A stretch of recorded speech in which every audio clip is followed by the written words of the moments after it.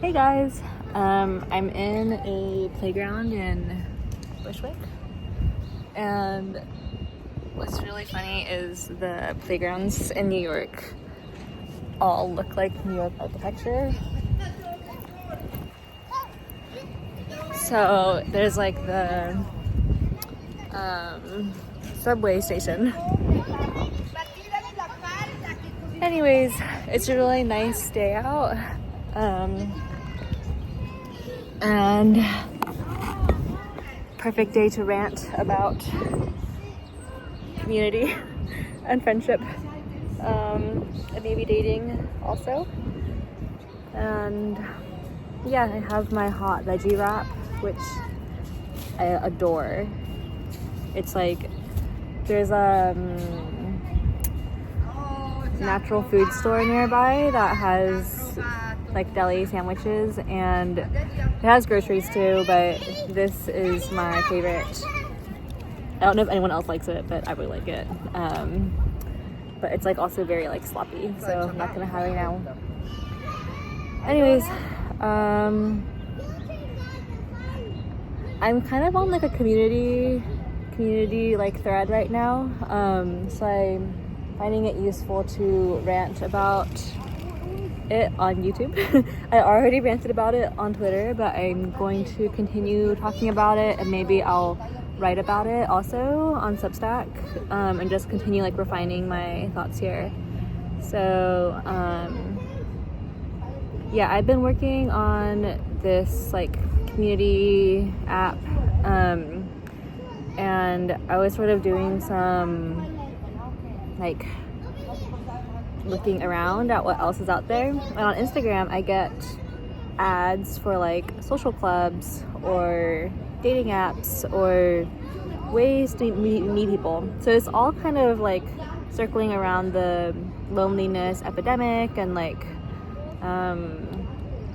everyone's hating on dating apps right now, and they're like not really working. I see all these like diagrams of you swipe on like 5,000 people and you get like 2 dates or something.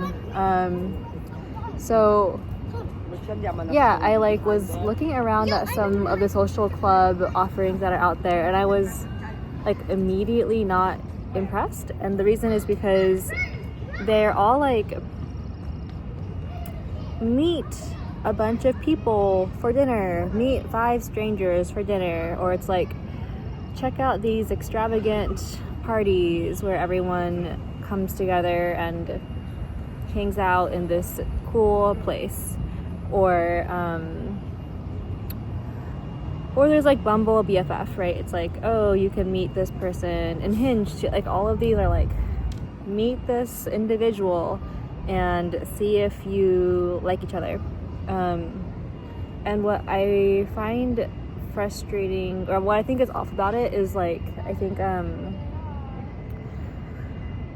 if I'm on Hinge and I meet some dude, like odds are he's pretty alright person, but there's no reason for our lives to have intersected at all. Maybe if we share some like shared interests, and even then like a lot of interests are quite large. So like let's say we're both into soccer, or like for me it was always like climbing, which is actually like better and easier to run into each other because it has like a third space. But regardless, there's like a lot of people where it's like you're really just a stranger and we have no shared context. So I think like the same thing with like meeting 5 strangers for dinner. It feels like there's no shared context or reason to care. And when you're dating someone, you're actually dating within this like there's like a group dynamic or some social context that needs to come together. And Bumble BFF, it's like, okay, like yeah, you seem cool, but there's not a ton of shared community or reason that we would be intertwined. Like why would our lives actually be of any significance to each other? And so yeah, what I think is much better, which is what I'm kind of working on right now on my app, is like working within a pre-existing community. So this could be like a shared space, perhaps something like this park. Everyone who comes and hangs out in this park regularly every day, there's kind of like a shared space, a shared experience. The social events where it's like, here's this extravagant event that you go to, like, it's better if the experience is interesting in some way. Like if there's some philosophy around, oh, we're gonna come here and co-create an emergent, immersive experience for everyone together, like that seems interesting because there is a shared temperament or desire to live a certain way. But I think what I also sense is that sometimes people go to these things just to like look cool, and so if there isn't like a strong enough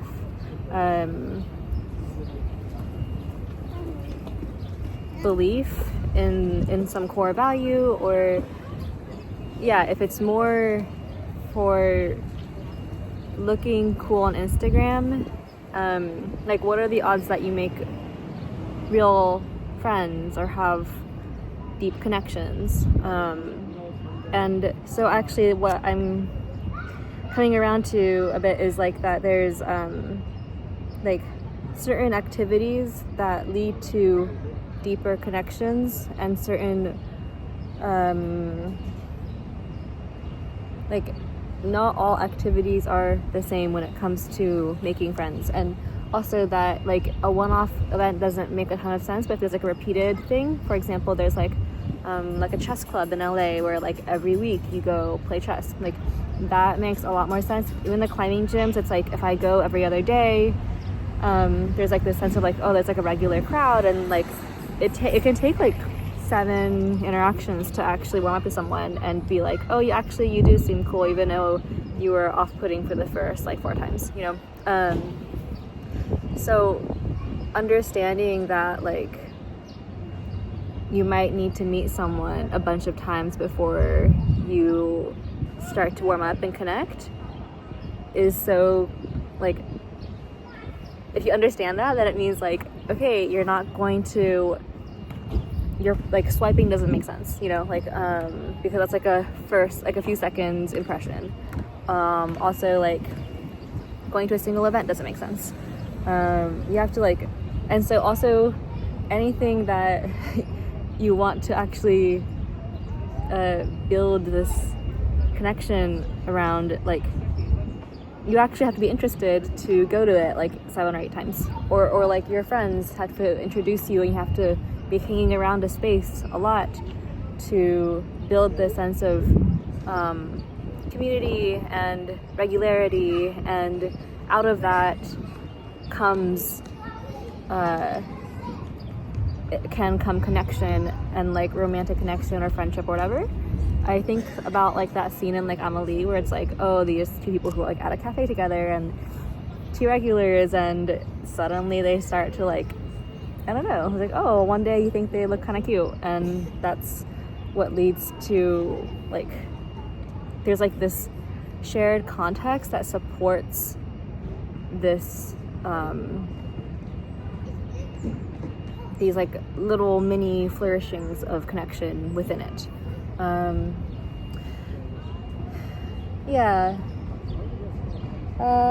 then I guess the other point I'll make before I end this video is that like when I talk about there's like certain activities or hobbies that work better for connection, it's like the ones that cover multiple needs. So it's like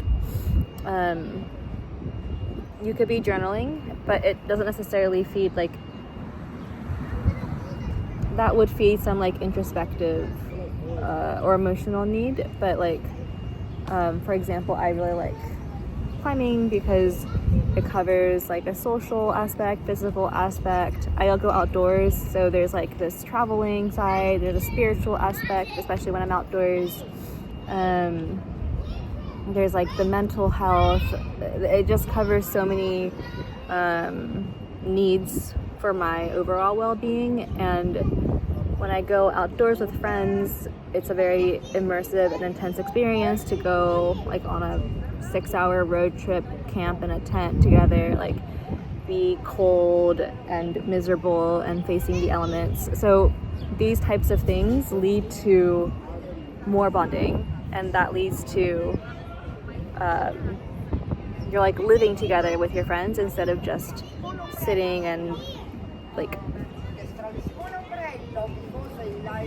chatting but not necessarily like going through anything together. Okay, yeah, that's all for today. See you guys.